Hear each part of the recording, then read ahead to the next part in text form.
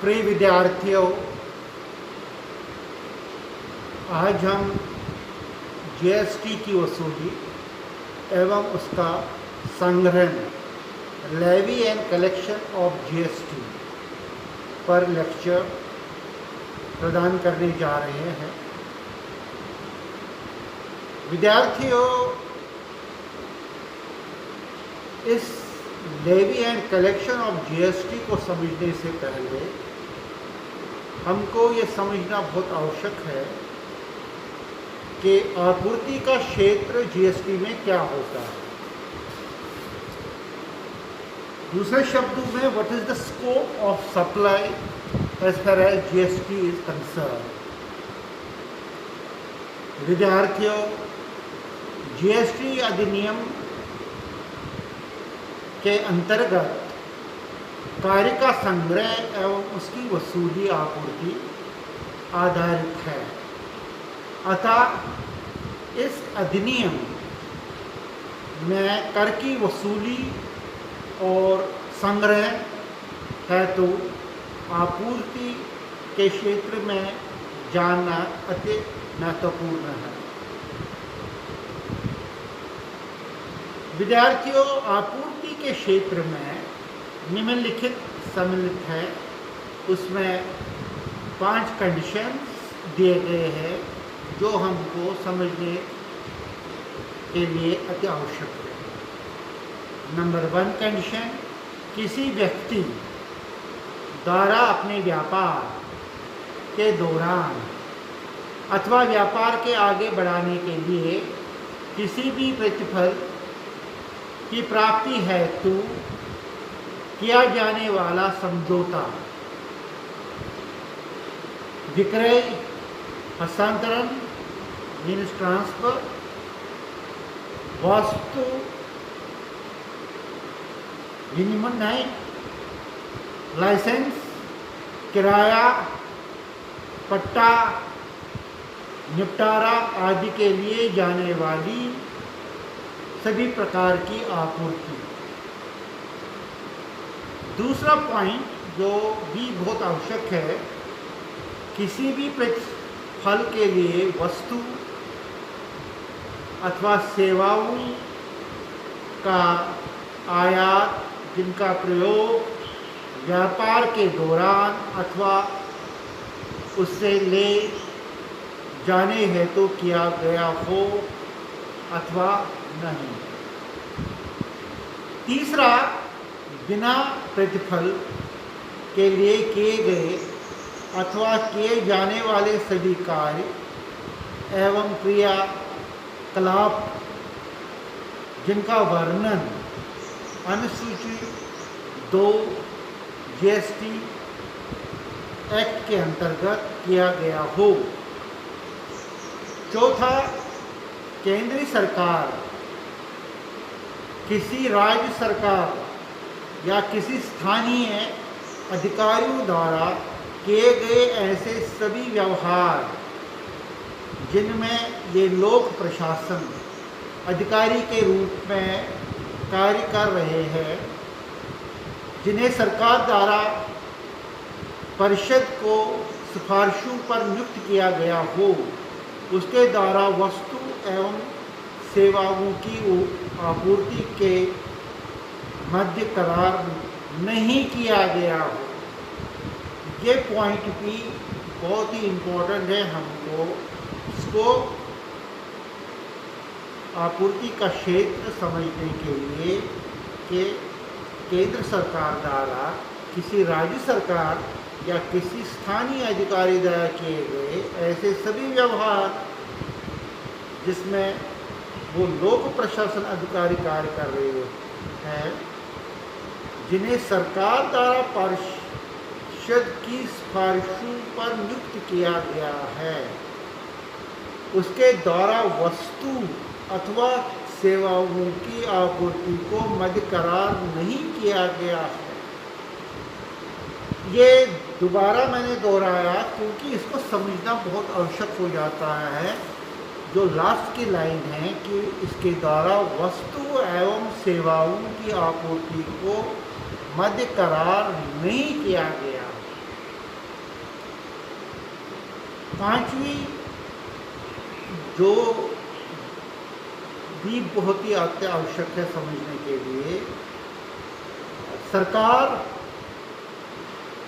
परिषद की सिफारिशों पर अधिसूचना द्वारा ऐसे व्यवहारों को चिन्हित कर सकते हैं जिन्हें माल की आपूर्ति के रूप में, न कि सेवाओं की आपूर्ति के रूप में अथवा सेवाओं की आपूर्ति के रूप में, किंतु माल की आपूर्ति के रूप में छोड़कर भिन्न प्रकार का व्यवहार माना जाएगा। विद्यार्थियों, यहाँ पर बहुत इम्पोर्टेंट है ये समझने के लिए कि माल की आपूर्ति के रूप में, न कि सेवा की आपूर्ति के रूप में अथवा सेवाओं की आपूर्ति के रूप में, किंतु माल की आपूर्ति के रूप को छोड़कर भिन्न प्रकार का व्यवहार माना जाएगा जब हम आपूर्ति का क्षेत्र के बारे में समझने की कोशिश करेंगे। विद्यार्थियों, ये भी समझना आवश्यक है कि tax liability on composite and mix supply क्या है।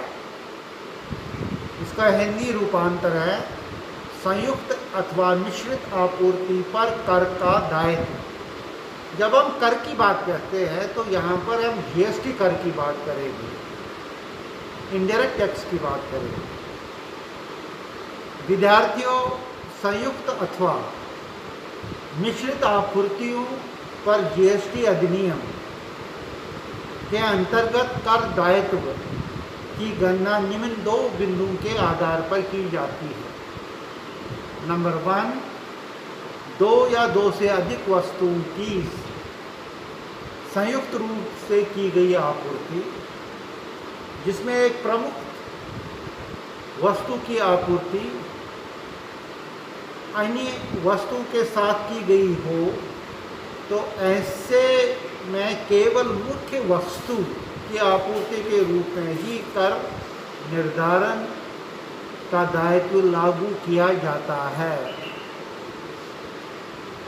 और दूसरी कंडीशन जो इसमें हमको दी गई है वो ये है कि अगर या यदि दो या दो से अधिक वस्तु का सम्मिलित रूप में आपूर्ति की जाए जिनसे किसी एक प्रकार के वस्तु को प्रमुख आपूर्ति माना जाना संभव नहीं हो, तो उस परिस्थिति में उन दोनों वस्तुओं में से जिस प्रकार का दायित्व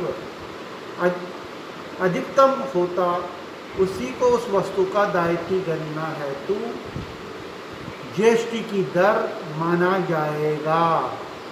ये भी इम्पोर्टेंट है। नंबर 2 पॉइंट, उस वस्तु उसके अंतर्गत उस वस्तु को ही कर दायित्व की गणना हेतु जीएसटी की दर माना जाएगा। विद्यार्थियों, कर की वसूली और उसका संग्रह बहुत ही अत्यावश्यक है और इसको समझना जरूरी है। केंद्रीय जीएसटी अधिनियम में कर की वसूली एवं उसका संग्रह में प्रमुख प्रावधान दिए गए हैं।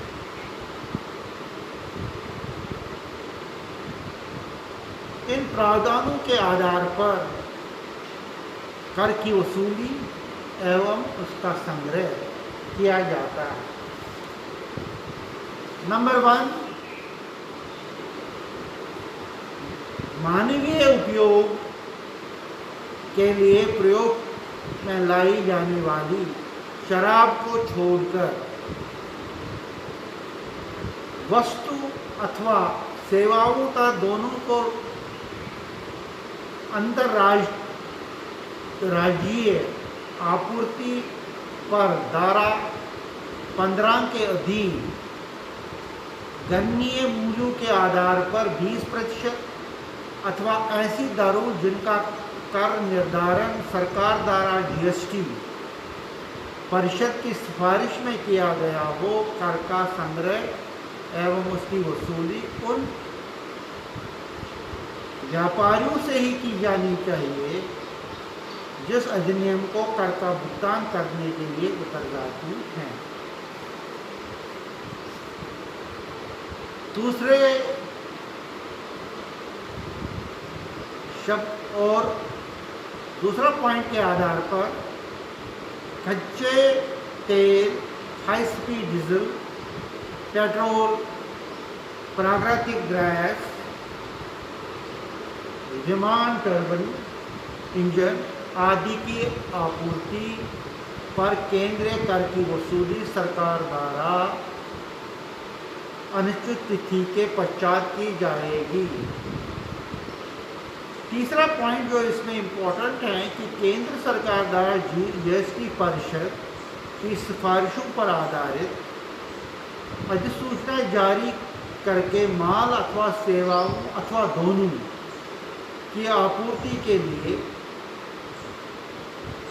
विशेष वर्ग का निर्माण किया जाएगा जिस पर करों की गणना लागू करने के आधार पर तथा ऐसे माल या सेवाओं या दोनों जिसके प्राप्तकर्ता पंजीकृत व्यापारियों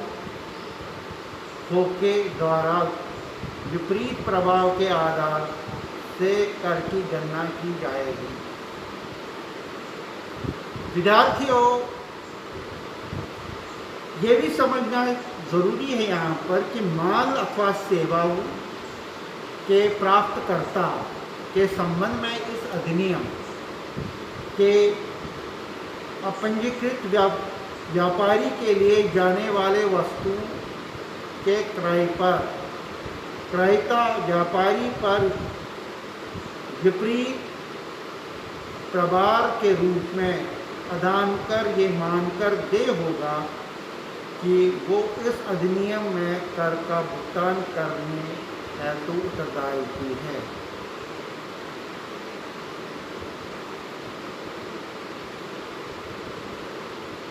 सरकार जीएसटी परिषद की सिफारिशों के आधार पर अधिसूचना जारी करते हुए सेवाओं को विभिन्न वर्गों में बांट सकेगी जिसके अंतर्राज्यीय आपूर्ति पर कर की गणना एवं प्रभाव निश्चित किया जाएगा तथा सेवाओं की आपूर्ति ई कॉमर्स अथवा इलेक्ट्रॉनिक वाणिज्य